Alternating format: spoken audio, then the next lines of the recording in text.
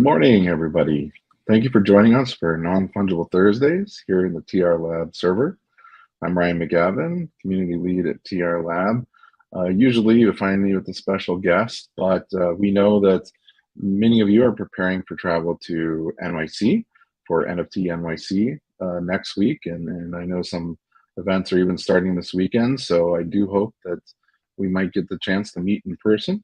And because of that, we also wanted just to present a very casual experience this week and introduce a new series that you'll be seeing more episodes of in the future here in the server. And that series is called That's Not Art. Um, you know, I think often we're here because we love art. We probably all have very open minds and really appreciate what's here for us to explore and all the great art that we've found in the past. But we wanted to explore artists and artistic styles that have been considered illegitimate, or maybe critics initially said that's not art when they first saw them. In the past, this has often happened, and we see it again here in the NFT space. One thing that's really struck me since entering the space is the number of digital artists who their first comments are, until this point, I wasn't considered legitimate in my peer circles. I wasn't accepted as a real artist. What I was doing as a digital artist or in the medium that I chose wasn't considered real art. So here's an opportunity now for this technology to prove the ownership of their work, help the provenance be very clear, and now you find these artists really having the sense of legitimacy and acceptance. So, I was recently researching one of my favorite artists, Vincent van Gogh, and I came across an article about one of the first exhibitions of Impressionism. This is a wonderful style, and I think many museums around the world really showcase their Impressionist exhibits as one of the pinnacles of their collections. And I think I really wanted to make sure that we look at this in a historical perspective, see that this is kind of a cycle of artists kind of not being accepted. And I thought this was just kind of a fun way to start. So we'll look at some videos of Impressionism and, just again, very brief and casual. But, I did want to read just a little bit from this article that I found about one of those first exhibitions. It's by an author named Louis Leroy, and it's written in a dialogue form, between the author and his companions. So here are a few excerpts just to give you an idea of how it was received. Upon entering the first room, Joseph Vincent received an initial shock in front of The Dancer by Renoir. What a pity, he said to me, that the painter, who has a certain understanding of color, doesn't draw better. His dancer's legs are as cottony as the gauze of her skirts. So again, a real clear attack on the aesthetic and the technique here. And here's another one. Oh, Corot, what crimes are committed in your name? It was you who brought into fashion this messy composition, these thin washes, these mud splashes in front of which the art lover has been rebelling for 30 years, and which he has accepted only because constrained and forced to it by your tranquil stubbornness. Once again, a drop of water has worn away the stone. And this one, one of my favorite Impressionist artists, besides Van Gogh, is Pissarro. And this is about the cabbages by Pissarro. The cabbages of Pissarro stopped him as he was passing by, and from red he became scarlet. Those are cabbages, I told him in a gently persuasive voice. Oh, the poor wretches, aren't they caricatured? I swear not to eat any more as long as I live. Yet it's not their fault that the painter... Be quiet, or I'll do something terrible. So there's really a sense of animosity here towards these painters and the styles that they're trying to present in this new exhibition. But clearly, the world began to really understand and love and appreciate these works. So again, here's just a fun little video for everybody to experience just a little bit more about Impressionism.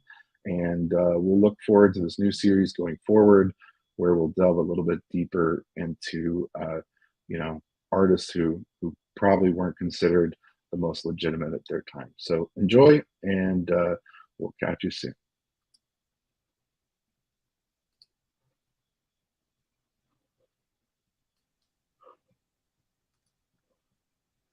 Is this painting you're looking at right now good, or is it bad? What about this painting, exhibited the same year? Is it better because its forms and figures are more clearly defined, because it tells a dramatic story? Or is this one better because it captures a fleeting moment, recorded just as the artist witnessed it? Its brushwork more lively, colorful, and expressive. When Impressionist paintings are presented in museums today and sold for millions at auction, no one questions their legitimacy as works of art worthy of our attention and esteem. But when they were first exhibited in Paris in 1874, they were regarded as unfinished, slapdash, lowbrow, and renegade. With the way art history has since evolved, or in the view of some, devolved, how do we understand these pictures, whose original power lay in their ability to shock, especially when, to contemporary eyes, they look old and totally unradical? What remains of their power? Why should we look at them? And what do we see? This is the case for Impressionism.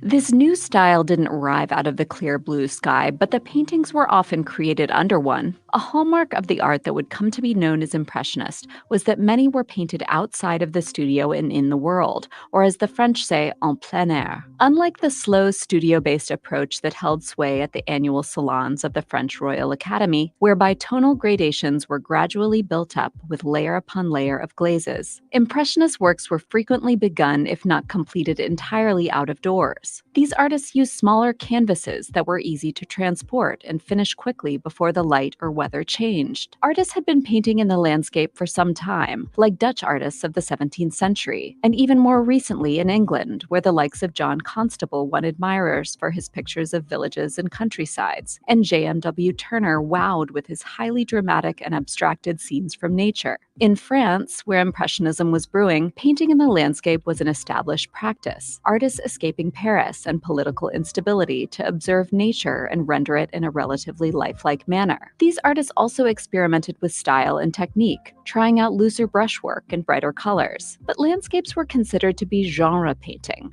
and less important in the eyes of the Academy, that more than nature valued the study of ancient Greek and Roman art. Figures were to be strongly defined and set amid ordered and harmonious compositions. This was the kind of subject matter favored by the Academy, pulling from history, mythology, and religion. They didn't want to see regular people doing regular stuff. The so-called realists had already challenged the Academy's values by painting scenes from contemporary life, sometimes admitted to the Salon and sometimes denied. Gustav Corbei built his own pavilion during the 1955 Paris World's Fair, circumventing the official juried exhibition, and showing this painting where, it's worth noting, the focus is on a landscape painter. In 1863, the state organized a special exhibition to feature the works rejected by the Salon, including challengers to the status quo who wanted to paint their own way and show the here and now, like Edouard Manet, who would not go on to show with the Impressionists but was close friends with them,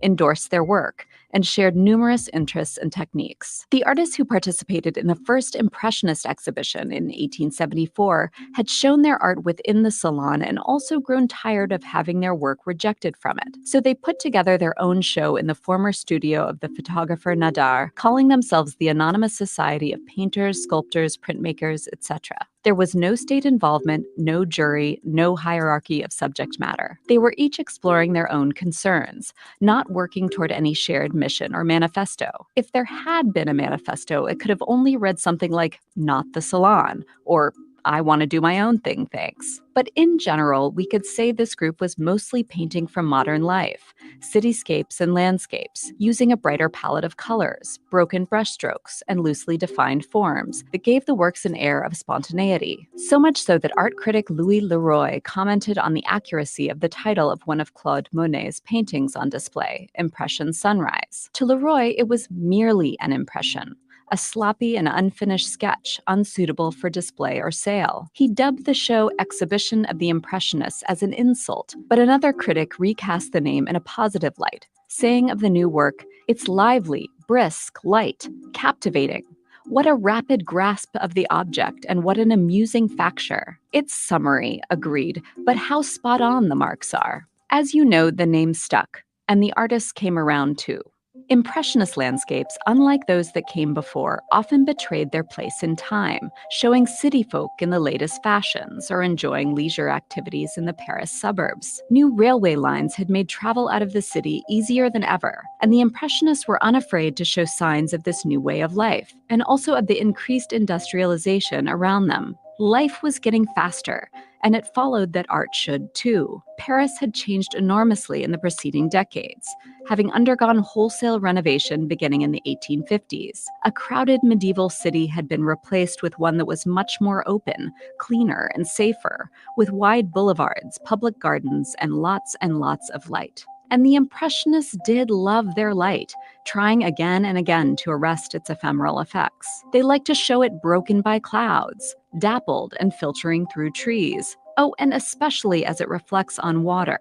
Even when painting interiors, which they did indeed do, they loved to include a window, often with sheer drapes through which light could filter. Because they were often capturing atmospheric effects that would change with the passing minutes, the paintings have the feel of improvisation, even if they took a while to get just right. Monet often worked on several canvases at once, shuffling to different works as the light changed, or returning to the same spot daily to patiently await the return of the desired conditions. New and brighter pigments had recently become available, which the Impressionists put to good use, juxtaposing vivid colors in ways that were startling to audiences at the time. Even shadows, it turned out, didn't have to be just black or brown or gray. Studies on color that had been published in 1839 by chemist Michel-Eugène Chevreul had a hand in this experimentation, providing a guide for how complementary colors could be shown side by side to appear more vibrant and intense. An early review asserted these artists were painting things not just as they are, but just as they appear to be. And this was the revelation of Impressionism. To paint trees, one need not understand their structure, that they're composed of wooden trunks with branches and leaves extending out. One need only lay down rough smudges of greenish brown to approximate the visual sensation the forms give off from a particular distance, as the light hits them in a certain way. You don't even need to know that they are trees. The artist could be an alien recently arrived on planet Earth, who knows nothing of the objects before them but makes a record of the visual stimuli they perceive nonetheless, assuming this alien has some sort of eyes, of course. But not all Impressionists painted like that. Edgar Degas was a master draftsperson, using strong lines to delineate forms, often human ones, with clear expertise. His innovation came in his unexpected compositions, showing subjects off-center, from oblique angles, or closely cropped. The popularity of Japanese art at the time can be seen in many Impressionist works through their flattening of forms and use of open space. The arrival of photography had also revealed new ways of framing images, suggesting the possibility of unbalanced, snapshot-like compositions, long before cameras would reach snapshot size and speed. Some have theorized that now that photography could capture reality so well, painting was then freed from the shackles of realism and could do what paint does best, which is being colorful and tactile and, painty. This new kind of art also involved more women and represented them in new ways. Berthe Morisot participated in all but one of the Impressionist exhibitions and gave us remarkable views into the domestic sphere and lives of well-to-do women. Mary Cassatt joined the ranks as well and became known for depicting women and children as well as her own family. Women of a variety of classes were subjects for the Impressionists, and not just nude and lying on a bed anymore, but shown doing the things they actually do, in the home as well as out in the world, enjoying Paris's nightlife, and also being it. A population boom following the Franco-Prussian War had brought about a new mixing of genders and social classes, which we see unfolding in Impressionist depictions of street life, cafe culture, and various forms of entertainment. The membership of this motley crew of artists fluctuated with each exhibition, including names you've definitely heard of as well as ones you probably haven't. By their last exhibition in 1886,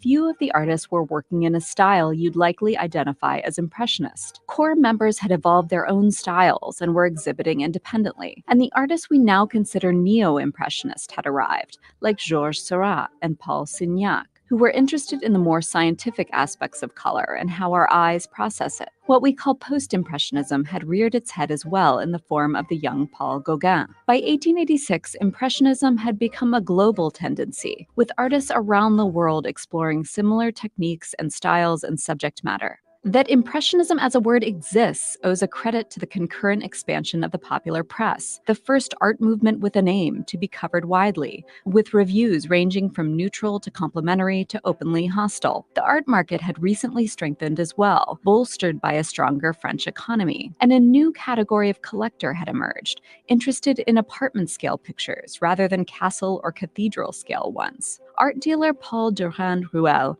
was a primary force behind selling the Impressionist works, both in Europe and America, where the paintings were snapped up and eventually gifted to the museums where many are still held today. It was a newly common practice among dealers to encourage their artists to find their own niche in the market, each to peddle their own singular vision. And it's that singular subjective vision that Impressionism has come to embody. What these artists were able to capture, and what still enthralls us, is not the world as you see it, or as a large crowd might, but the world as only they see it. It's why their last names still hold power, evoke strong associations, sell for millions at auction, and draw crowds. When you look at an Impressionist work, you're aware that a person stood before the canvas, applying the paint mark by mark, from their own particular viewpoint and in their own distinct manner. In it, we can see the beginnings of the cult of the individual that has since taken hold, inklings of the now widespread thirst to share our everyday views of the world,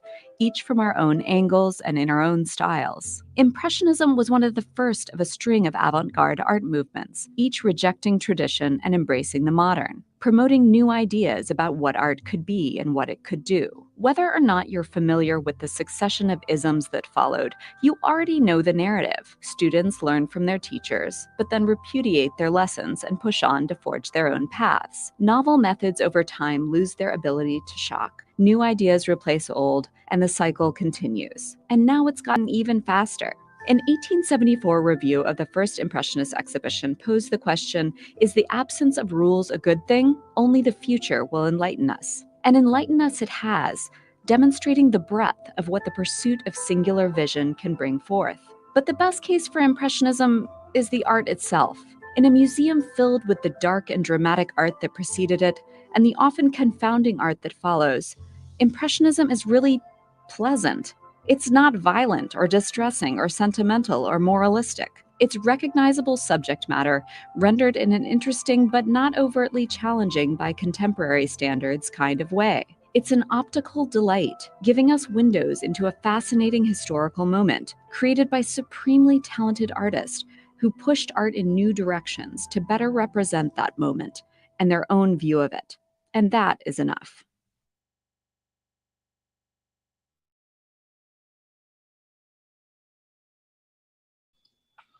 On mute there. Great. So that was super interesting, right? To learn a little bit more about the style. Again, they repeated some of the quotes from the Louis Leroy article that I had mentioned. But we also saw each of these artists starting to emerge in their own unique styles, and you could see that across Monet, Van Gogh, Pissarro, and that's really phenomenal to see. But I thought it was also really striking that a new way of collecting also emerged, and people were no longer interested in these giant tapestries, these big, large paintings that took up massive wall spaces. They wanted apartment-size art to fit in their apartments. As cities were expanding, apartments were becoming smaller, and if you wanted to appreciate art, you had to be careful with the space. And that's interesting because with NFTs, we are also finding a new way to visualize art, whether it is through a digital frame that you hang on your wall and you can cycle through various works, or frankly, even just on your phone, right? To be able to appreciate something, whatever it might be, whether it's a photograph or a digital work or maybe even a PFP. Just being on the phone is actually quite enough of a viewing space for many people to still capture that kind of reaction and that you know, experience that we seek in collecting art. So, I think that um, as these artists started to become um, more prominent, one of the really famous, prominent works that I think we see used everywhere, and I think it's been used in examples of NFTs in regards to creative rights and it's just such a classic work that everybody knows, and that's Vincent van Gogh's Starry Night. And I wanted to show again just another brief video on that work, particularly just to give a little bit deeper understanding of that, and to get more into this idea of Impressionism, because we really do hope that as we are going forward, that people are learning a little bit more about art if they haven't had the opportunity in the past. We want to keep it, fun and casual, and hopefully we start to see these parallels that certain art and artists are really finding in the NFT movement today. So that being said, here again is a small video on Vincent van Gogh's Starry Night, and I hope you enjoy, and I'll catch you right after.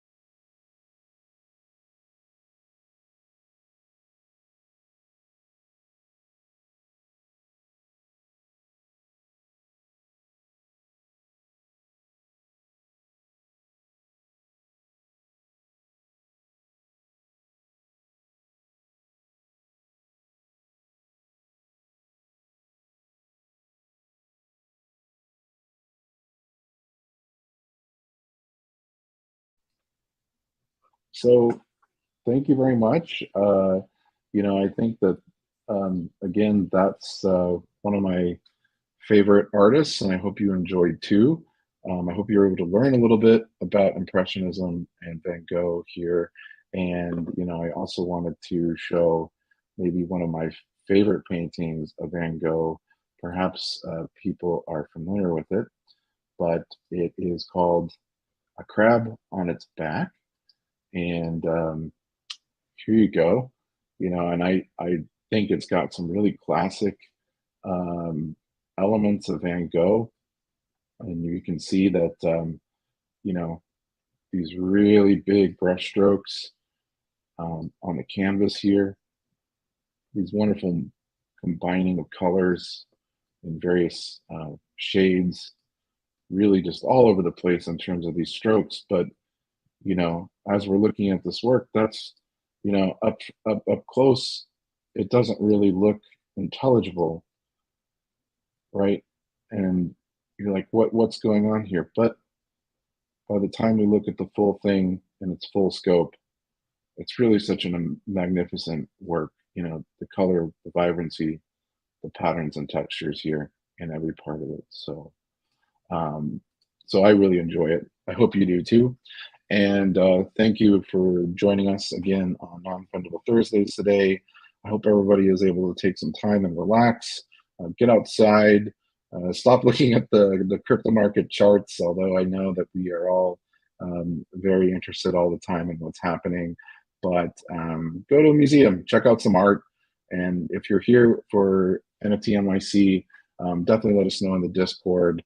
And we look forward to hopefully seeing you in person then, and if not, hopefully in the future. So, with that, I want to say to everybody, thanks again for tuning in, and good morning, good night, good evening, wherever you are in the world. Thank you for joining us, and we'll see you again soon. Goodbye.